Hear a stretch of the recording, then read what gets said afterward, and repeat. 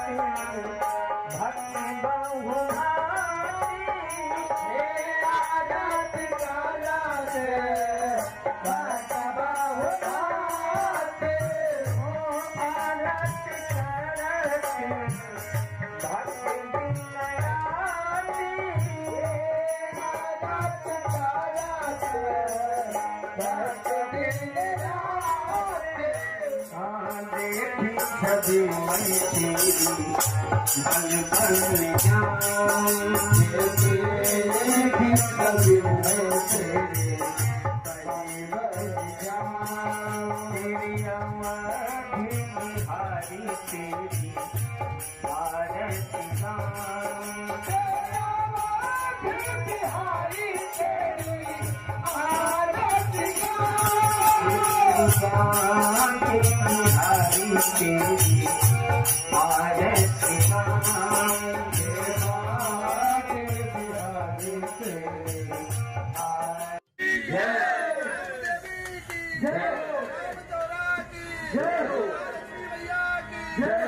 ललित अपराध live news. मैं विद्याकर ओझा, Gujarat state bureau chief. आज हम गुजरात जिला सूरत सहारा दरवाजा ये आए हुए हैं और यहाँ पर आज हमारे मित्र हैं श्री लाल दुबे जी, जिनसे हम जानना चाहेंगे उन्होंने अपने आज शॉप का ओपनिंग किया है। इस ओपनिंग में क्या क्या व्यवस्थाएं हैं और किस चीज़ का ओपनिंग है, ये स्वयं बताएंगे। आइए हम बात करते हैं श्री लाल दुबे जी से। सर, आपका नाम और यहाँ पे जो भी आप शुरुआत कर रहे हैं अपने व्यापार के बारे में थोड़ा विस्तार से आप बताएं। मैं मिश्री लाल राम आधार दुबे। मैं यहाँ पर पान मिट्टियाँ, पान से रिलेटेड हर सामान जो भी पान में इस्तेमाल की जाए, हर सामान का हम और हम आज हमारे यहाँ सुंदरकांड पार्क हो गया, उद्घाटन था। आज से हम 10 दिन होने वाले हैं, लेकिन जो इच्छा कि यहाँ पर ट्रांसपोर्टर्स की हड़ताल हो गई, जिस कारण माल भी आना बंद हो गया। संयोग ऐसा है कि हमने आज खाली किया और कल से हड़ताल है, आगे भी हड़ताल हो ही नहीं है, कल से हड़ताल। और हमारा माल समय पर आया ही नहीं, यदि हम परचेज ही नहीं कर सके तो हम सेल भी नहीं कर पाएंगे, क्योंकि हमारा सब होलसेल में है, इसलिए सब कुछ ट्रांसपोर्ट पे ही निर्भर है। और हमारा शुरू से ही उद्देश्य क्लियर रहा है कि हम सबसे ज़्यादा रियायती दर पर हम छोटे दुकानदारों को सामान उपलब्ध कराएंगे। ये हमारा मुख्य उद्देश्य है और ये तभी संभव है जब हम हाई क्वांटिटी में और डायरेक्ट कंपनी से, ऑथोराइज डीलर से ही माल खरीदेंगे और इसकी पूरी निर्भरता ट्रांसपोर्ट की व्यवस्था, जो कि केंद्र सरकार के द्वारा जो कानून बनाया गया उसका लोग विरोध कर रहे हैं, ड्राइवर और कुछ जो है ट्रांसपोर्ट एसोसिएशन, और इसकी वजह से आपको दिक्कतें आ रही हैं। हाँ, ये सच है कि ट्रांसपोर्ट के कारण, ट्रांसपोर्ट के हड़ताल के कारण हमारा डिले हो रहा है, हमारा व्यवसाय डिले हो रहा है। लेकिन हम इसमें सरकार की खामी है या नहीं, या कानून में खामी है या नहीं, क्योंकि हम एक जिम्मेदार नागरिक होने के साथ साथ हम एक लॉ के सीनियर एडवोकेट्स हैं। तो हम एक सीनियर एडवोकेट्स की हैसियत से हम आपको ये बताएं, किसी भी एडवोकेट्स में एक चीज़ उसकी समस्या है और उसकी जिम्मेदारी भी है कि जब तक कानून को पूरी तरह से देखे ना और उस पर सभी टीका टिप्पणी को पढ़े ना, तब तक ना उसकी तारीफ कर सकता हूँ ना उसकी बुराई।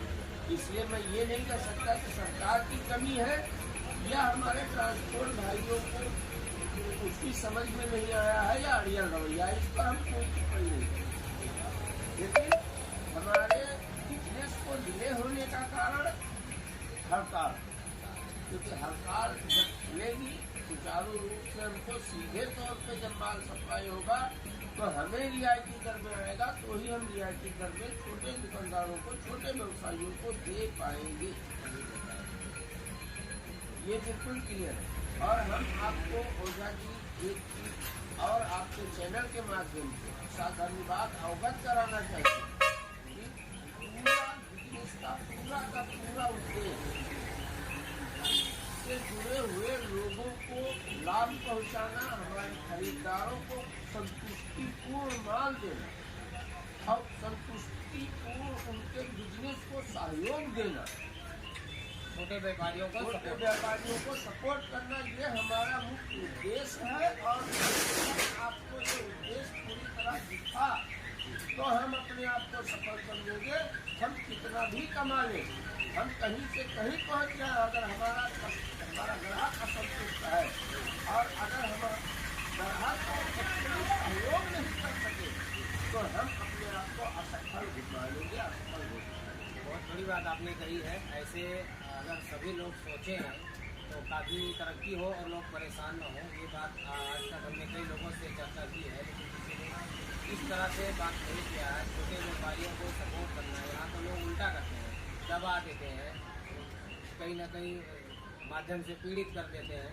तो आपने बात जो कही है बहुत, मैं इस पर आपको विस्तार से दो बात और छोटे छोटे शब्दों में दो चीज बता दूँ।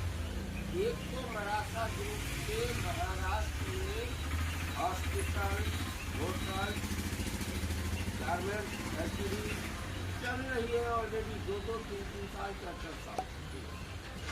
आप जब चाहे वहां जाके वेरीफाई कर लें, मैंने कभी 5 रुपए का भी लाभ अर्जित नहीं किया है। ये बिल्कुल साफ है और सत्य है और सत्यापित है। और ये बिजनेस हम समझते हैं कोई भी व्यवसाय सहयोग और सानिध्यता को बढ़ाने का काम करता है।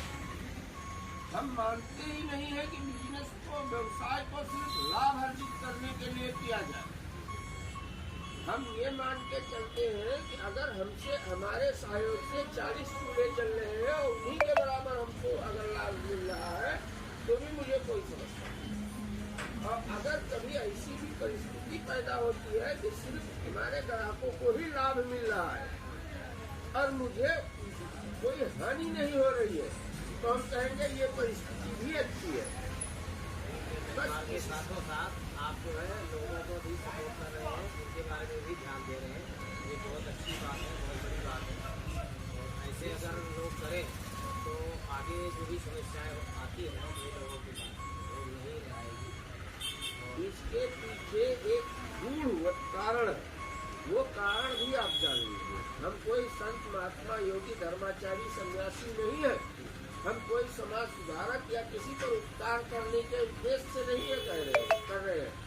हम अपनी आत्मसंतुष्टि और सामाजिक ऋण उतारने के लिए ऐसा कर रहे हैं, क्योंकि आज मैं जहाँ हूँ ये हमारे सहयोग